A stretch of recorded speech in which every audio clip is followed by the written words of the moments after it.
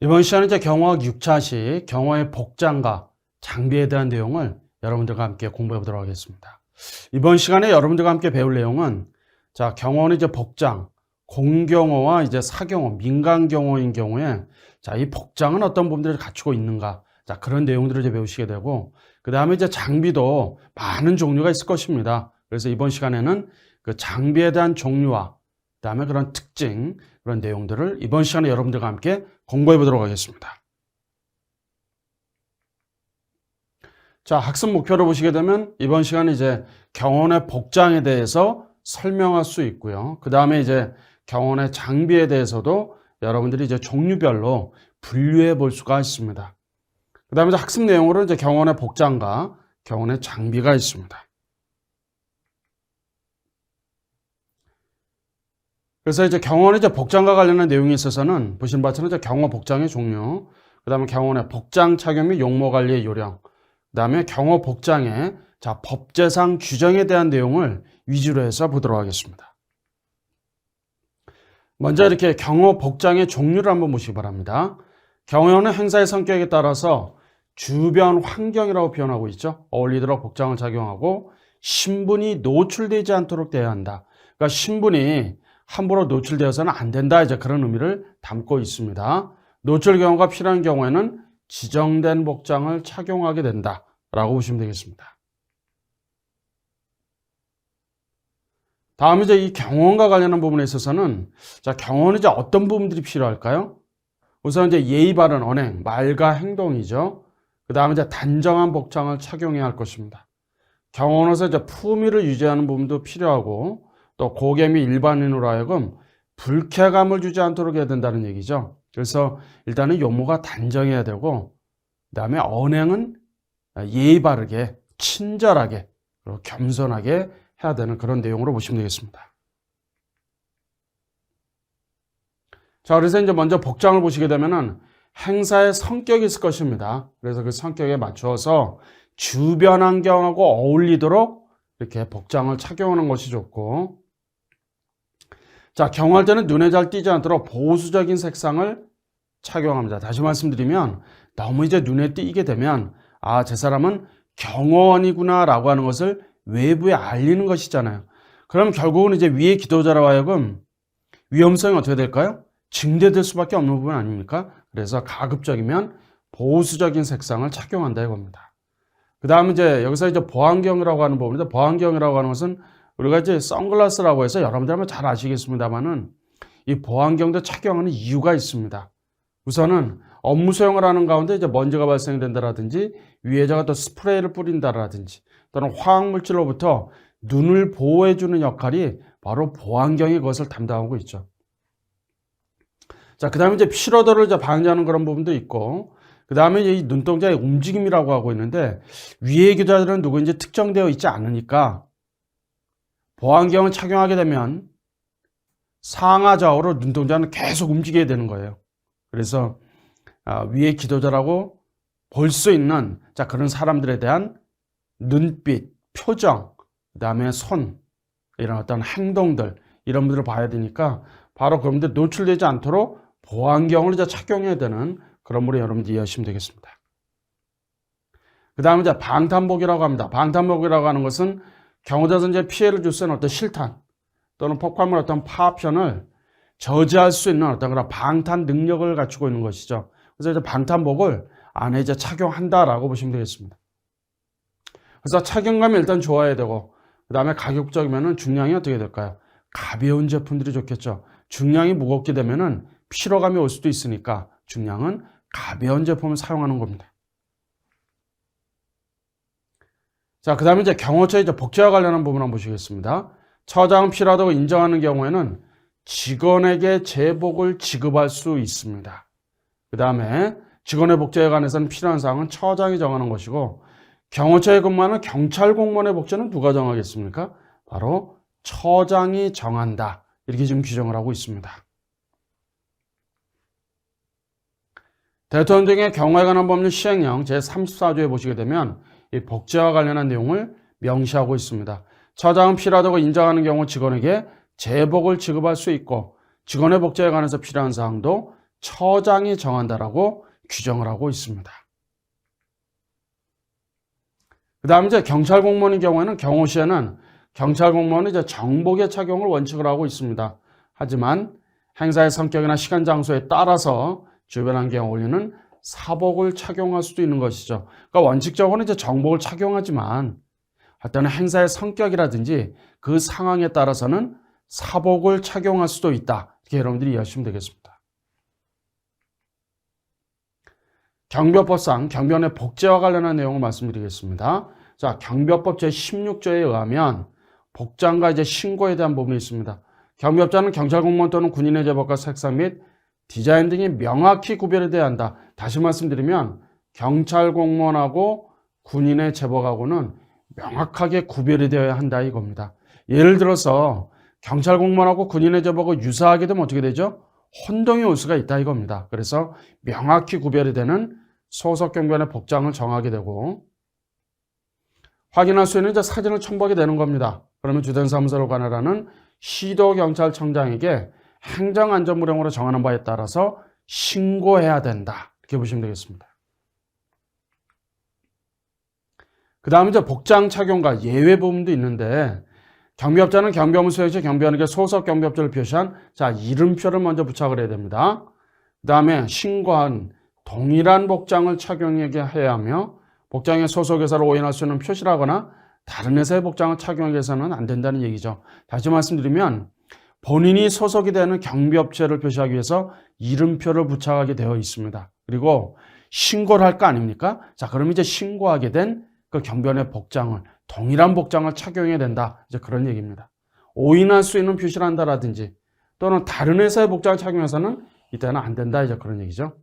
다만 집단 민원 현장이 아닌 곳에서 신변보호 업무를 수행하는 경우 또는 경비 업무의 성격상 부득이한 사유가 있어서 관할경찰서장이 허용하는 경우 이런 경우에는 예외로 둔다라고 이제 규정을 하고 있는 것이죠. 그 다음에 이제 복장 시정 명령이 있습니다. 시도경찰청장은 제출받은 사진을 검토한 후에 경비업자에게 복장 변경 등에 대한 시정 명령을 할 수 있습니다.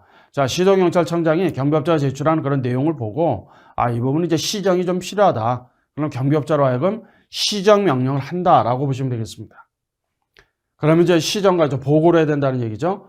자, 시정 명령을 받은 이제 경비업자는 이행을 해야 될 것입니다. 따라서 시도경찰청장에게 이행 보고를 해야 된다. 그래서 현행 지금 경비법 제16조 경비원의 복장 등에 보시게 되면 경비업자는 경찰 공무원 또는 군인의 제복과 색상 및 디자인 등이 명확히 구별되는 소속 경비원의 복장을 정하고 이를 확인할 수 있는 사진을 첨부해서 주된 사무소로 관할하는 시도경찰청장에게 행정안전무령으로 정하는 바에 따라 신고하여야 한다. 이게 다 강행 규정이죠. 그래서 복장에 대해서는 신고를 해야 한다. 이런 의미입니다. 그 다음에 이어서 보시게 되면은 경비업자는 경비업무 수행 시 경비원에게 소속 경비업체를 표시한 이름표를 부착한다는 얘기고요. 그 다음에 일항에 따라 신고된 동일한 복장을 착용해야 하며 복장의 소속 회사를 오인할 수 있는 표시를 하거나 다른 회사의 복장을 착용해서는 안 된다. 다만 집단 민원 현장이 아닌 곳이라고 이렇게 단서가 있습니다. 신변보호 업무를 수행하는 경우 또는 경비업무 현장에서 부득이한 사유가 있어서 관할경찰서장이 허용하는 경우에는 이런 경우는 그러하지 아니하더라고 규정하고 있는 내용들이죠. 그래서 여러분들이 이제 경비법을 공부를 하시게 될 텐데 경비법도 잘 보시게 되면 뭐 1항, 2항, 3항 이런 부분들이 있습니다만은 예외 조항들이 있어요. 다만, 단 이런 내용들은 여러분들이 조금 눈여겨서 보셔야 할 필요가 있습니다. 그 다음에 시도경찰청장은 1항에 따라 제출받는 사진을 검토한 후에 경비업자에게 복장 변경 등에 대한 시정명령을 할 수가 있고 3항에 따른 시정명령을 받은 경비업자는 이행을 해야 되겠죠. 그래서 시도경찰청장에게 행정안전무령으로 정하는 바에 따라 이행보고를 해야 한다. 그 밖에 경비원의 복장 등에 필요한 사항은 행정안전부령으로 정한다라고 되어 있습니다. 행정안전부령이니까 거기서 이제 정한다라고 이제 보시면 되는 거죠. 행정안전부령이라고 한다면 시행규칙으로 보셔야 합니다.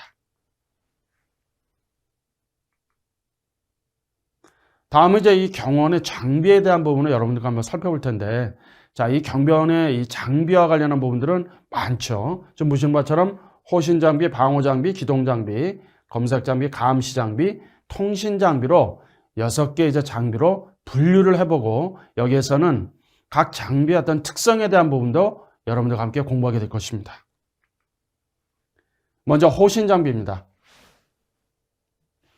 호신 장비는 경호원의 생명 신체 위험이 발생했을 때 경호요원 자신을 보호하는 것입니다. 그래서 단봉, 3단봉입니다, 거의. 그 다음에 가스봉도 있고, 가스 분사기, 이런 부분의 이제 소지가 허가된다라고 이제 보는 것이죠. 그래서 호신 장비의 종류로는 가스 분사기와, 그 다음에 전기전자 충격기, 그 다음에 방호봉, 방탄조끼, 경호총기, 이런 분들이 바로 호신 장비라고 보시면 되겠습니다. 자, 호신 장비 이제 종류를 보시게 되면, 청원경찰은 경찰봉, 가스 분사기, 자, 총기인 경우에는 소지 허가가 된다 이겁니다. 그 다음에 민간 경호원인 경우에는 여기서 이제 단봉은 이제 3단봉이죠. 그 다음에 이제 가스 분사기, 이런 호신장비로 허가가 됩니다. 공경원인 경우에는 법률이 정하는 바에 따라서 총기 등의 총기에 대한 소지입니다. 그리고 사용이 허가가 되고 있다. 자, 여기서 이제 보시는 바처럼 청원경찰과 공경원인 경우에는 총기에 대한 소지 허가가 된다. 이제 그런 의미로 이해하시면 된다 이겁니다. 그러나 민간 경호원은 3단봉 또는 가스 분사기 이런 부분만 장비 착용이 가능하다. 이렇게 보시면 되겠습니다. 자, 호신 장비 이제 사용 관리 부분에 있어서는 휴대용 가스 분사기가 있을 겁니다. 그러면 이 사용과 관련한 부분에서 공권력을 행사하거나 정당방위, 화재 초기 지나면 사용할 수가 있고, 자, 자고행위를 한다거나 개인의 감정, 시비 등의 목적으로는 절대로 사용할 수가 없어요. 자, 본인의 어떤 감정, 시비로 인해서 이거 사용할 수 있습니까? 사용이 안 된다 이겁니다. 휴대시에는 이제 총포도공, 화염류 등의 안전관리에 관한 법률이 있습니다. 이 법률에 따라서 소지 허가를 받아야 하고, 사용하는 이는 즉시 관할지구대 또는 이제 파출소가 있다고 한다면 신고해야 된다 이겁니다. 그리고 사용 방법은 범위 쪽의 발화 물체로부터 한 2 내지 3m 정도 거리에서 안전장치를 평상시에 이제 5% 되어 있거든요. 이것을 ON으로 해놓은 다음에 조준해서 방아쇠를 당기면 된다 이겁니다. 그 다음에 이제 전자 충격기가 있습니다. 겨울우리나 두꺼운 우리나 전기전에서 높은 피복력의 경우에는 효과가 어떻게 될까요? 떨어진다 이겁니다. 따라서 목덜미 아래라든지 허벅지 안쪽에 가격하는 것이 좋다. 이 전자충격기는 고압전류거든요. 그래서 이런 부분들은 이 두꺼운 울이나 이런 부분들은 전달이 될까요? 전달되지 않는다 이겁니다. 그래서 목덜미 아래 또는 허벅지 안쪽 이런 데를 가격해야만이 전자충격기의 어떤 효과가 있다는 얘기입니다. 안면부는 가급적 피하는 것이 좋습니다. 또 컴퓨터나 전문계측의 기기 주변에 있다라든가 폭발 위험이 있는 유료 안 되겠죠. 그 다음에 가스, 왜냐면 이제 순간적으로 고압의 전류가 발생이 되다 보니까 이것이 어떤 촉매제 역할을 할 수가 있어요. 그래서 이런 곳에는 사용을 하지 않는 것이 좋다. 절대로 금한다 이겁니다.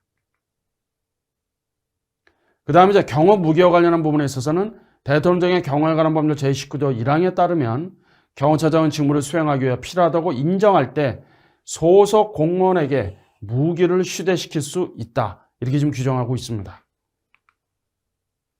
그 다음에 경찰관 직무집행법 제10조의 4, 제1항에 보시게 되면 경찰관은 범인의 체포, 도주를 방지하고 자기 또는 타인의 생명신체에 대한 방어와 공무집행에 대해서 항거하는 경우가 있을 거 아닙니까? 그것을 억제하는 겁니다. 그래서 상당한 이유가 있을 때 합리적으로 판단해서 필요한 한도 내에서는 무기를 사용할 수가 있습니다.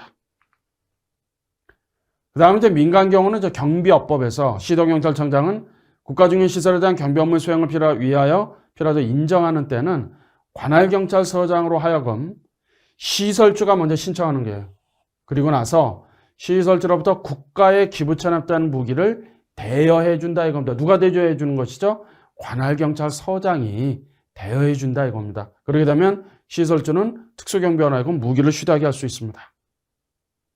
그 다음에 청원경찰법에 의하면 시도경찰청장은 청원경찰의 직무 수행을 위하여 필요하다고 인정할 때 청원주가 신청하게 된다 이겁니다. 그러면 관할경찰서장으로 하여금 청원경찰에게 무기를 대여하게 하고 청원주가 청원경찰에게 무기를 휴대하게 할 수 있다. 이런 얘기죠.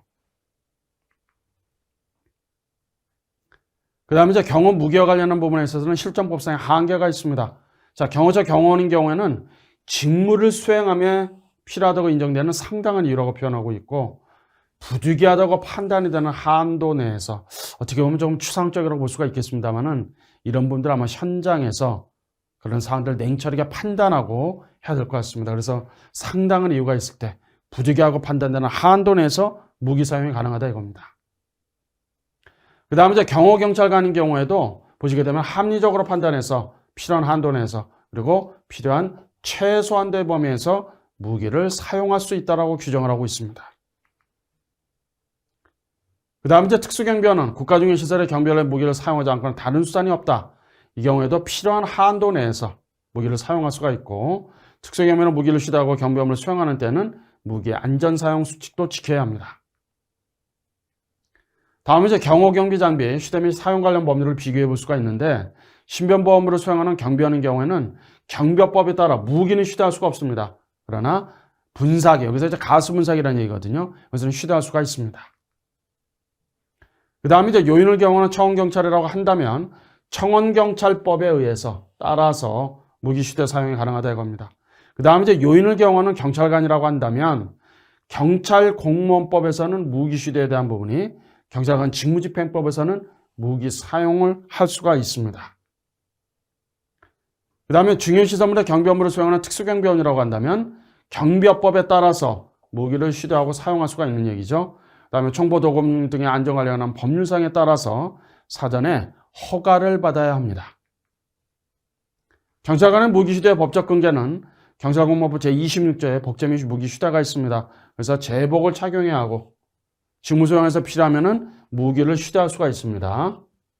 또 복제에 관한 사안은 행정안전부령 또는 해양수산부령으로 정한다라고 하고 있습니다.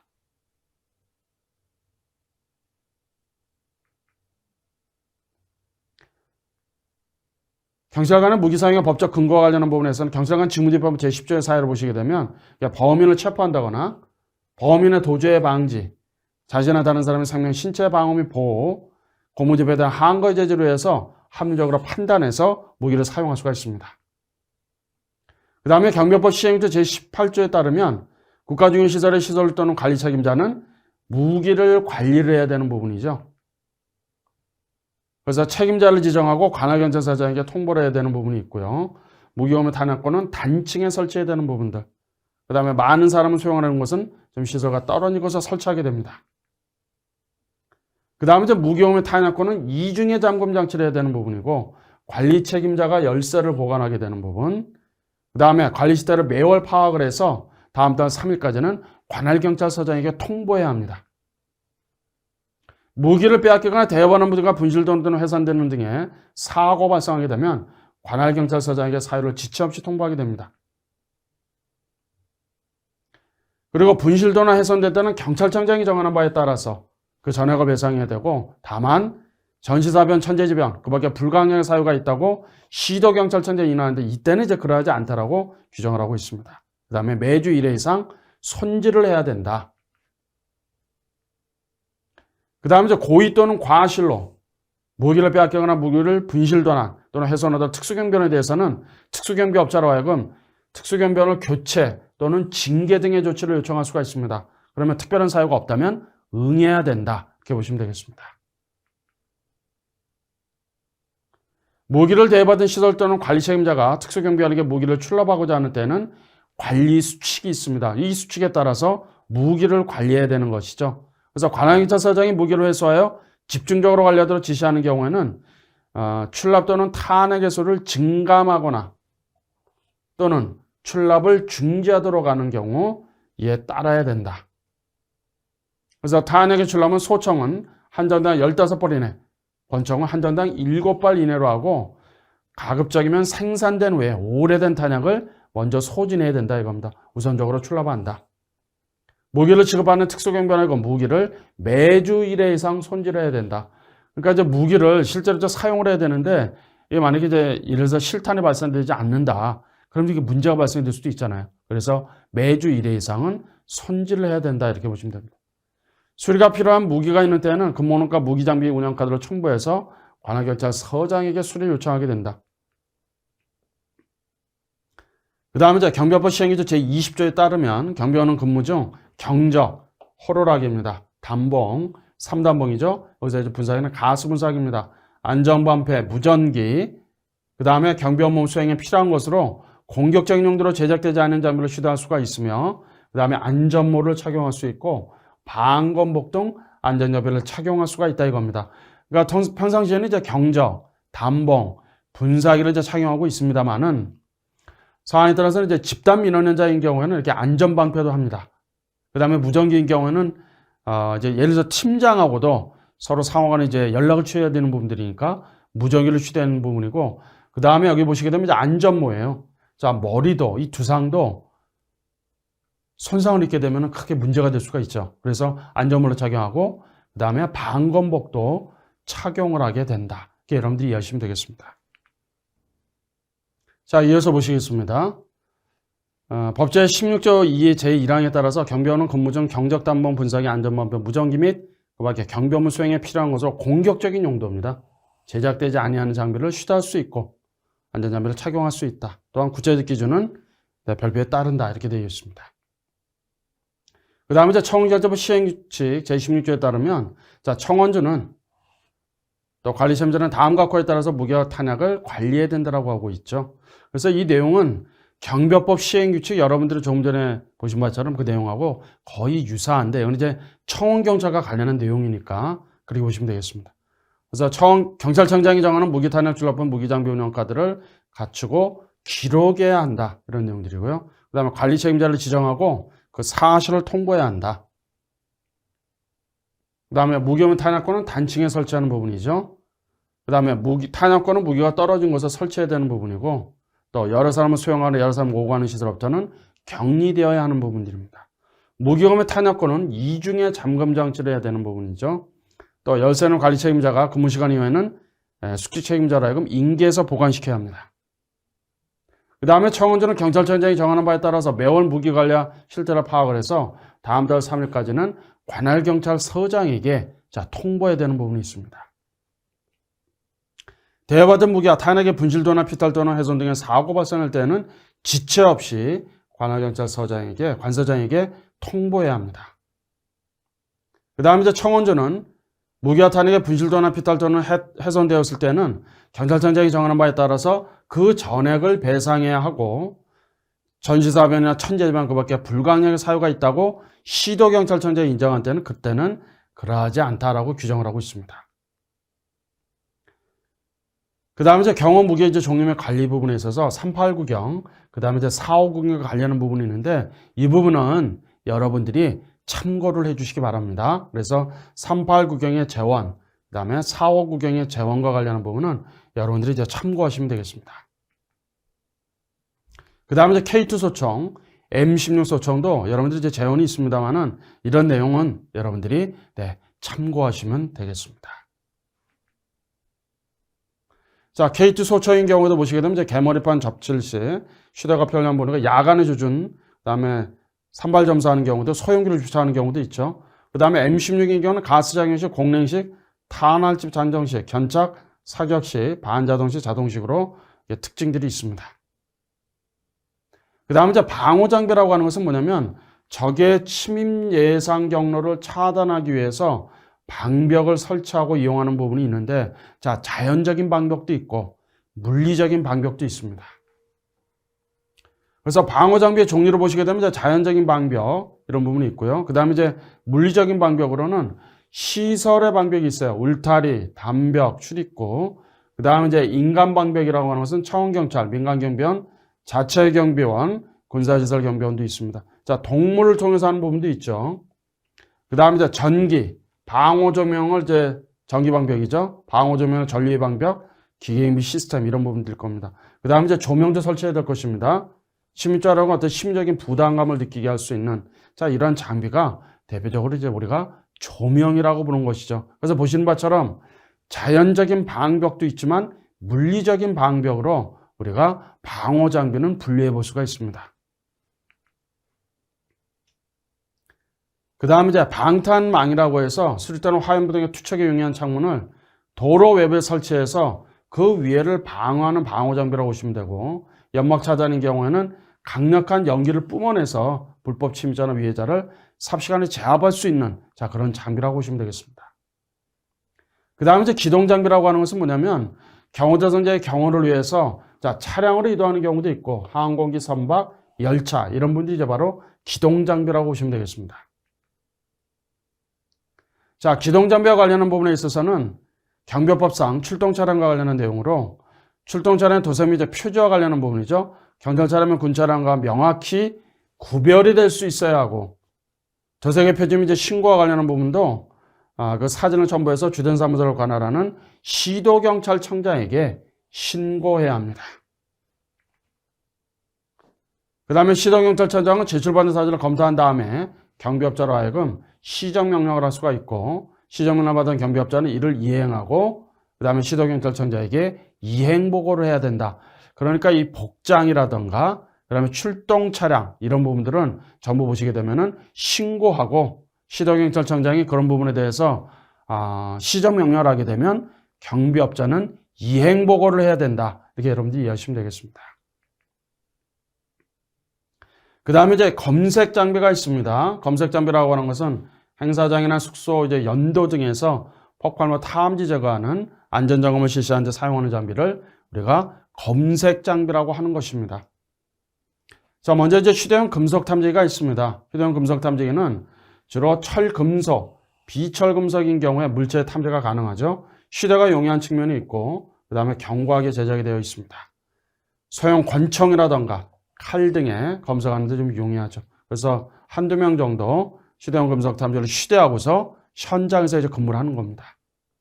그 다음에 문형의 금속 탐지기라는 것은 행사장 출입문에 주로 설치하는 부분들이죠. 그래서 위해 물체를 탐지하는 검색 장비라고 보시면 되고, 무기를 비롯해서 흉기 및 물체를 탐지하는 그런 부분들이 있습니다. 공항, 국가 중의 시설이죠. 공공간서, 주요 기관 이런 데에서 물품의 도난을 방지하기 위한 목적으로 사용하는 경우도 있습니다. 1인당 검색 소요 시간은 한 3초 정도 된다는 얘기입니다. 그래서 성능이 매우 우수하고 고장의 수리도 편리하다 이렇게 보시면 되겠습니다. 선별 능력이 굉장히 우수하다는 것이죠. 그래서 검색 수치를 맞출 수도 있고, 그러나 일부 폭발물에 대한 탐지는 어려운 단점도 가지고 있습니다.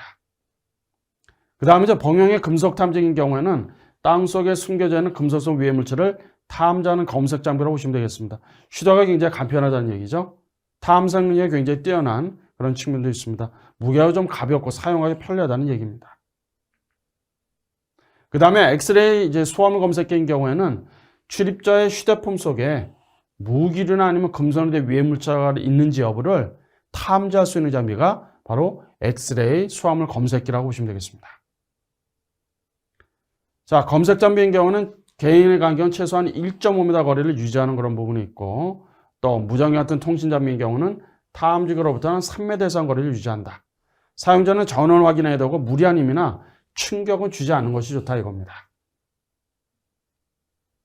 또 고압 전류가 흐르는 주변, 에어컨, 콘솔 박스 이런 전압의 면허가 있는 곳에는 가급적이면 피해서 설치해야 된다. 이렇게 보시면 되겠습니다. 그 다음에 감시 장비라고 하는 것은 뭐냐면 전자파, 초음파, 적외선 등을 이용한 기계 장비라고 보시면 되는데, 저런 어떤 경호의 취약점을 좀 보호해주는 그런 장비라고 보시면 되겠습니다. 그래서 먼저 감시 장비의 종류로는 포대경, 그 다음에 다기능의 쌍안경, 고성능의 쌍안 망원경, 영상 감시 장비, TOD라는 장비가 있어요. 통합안전관리 시스템 이런 부분들이 있습니다. 그래서 기계 경보 장치도 설치하는 부분들이 있는데 주로 이러한 CCTV, 영상 정보 처리 기기죠. 또 전자기 어떤 침투라든가 초음파의 탐지, 또는 요즘 로봇 경비원도 현장에서 운영이 되고 있습니다.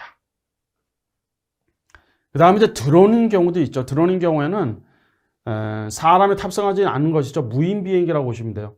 또 헬리콥터 모양의 무인기, 요즘 이 드론도 현장에서 많이 활용이 되고 있습니다. 드론의 종류를 보시게 되면은 이렇게 화학, 의학 분야죠. 응급 환자를 탐지해서 수송하는 부분들, 기상 분야, 기상의 변화를 실시간으로 모니터링할 수도 있고, 또 과학 분야인 경우에 어떤 정밀한 지도를 제작하는 부분도 가능하다는 얘기입니다. 자, 미디어 분야에도 가능하죠. 영화라든가 또는 다큐멘터리 방송 이런 곳에도 이런 드론이 많이 좀 활용이 되고 있습니다. 그 다음에 이제 정유 분야인 경우 해양의 석유 시설을 관리할 수가 있고, 농업 분야에서는 자, 살충제라든가 비료를 살포할 수가 있죠. 그 다음에 이제 물류 분야에 있어서는 물품을 배송해 줄 수도 있고, 또 산불 감시, 이 산불의 감시는 굉장히 위험하지 않습니까? 그러니까 초기에 산불을 진화할 수 있는 이러한 역할을 담당하고 있다, 이렇게 보시면 되겠습니다. 그 다음에 이제 통신 장비인 경우에는 주로 이제 보고나 연락 위한 이제 장비로 보시면 되죠. 그래서 고정형 무전기인 경우는 이제 파출소 등에 설치된 무전기를 말하는 것이고, 그 다음에 차량용 무전기인 경우에는 경호 차량이나 아니면 또는 순찰차에 설치되는 무전기를 말합니다. 휴대용 무전기는 이제 경호원이 이제 휴대하면서 근무하는 그런 통신 장비를 말하고 있습니다. 이상으로 이번 시간 강의 마치겠습니다.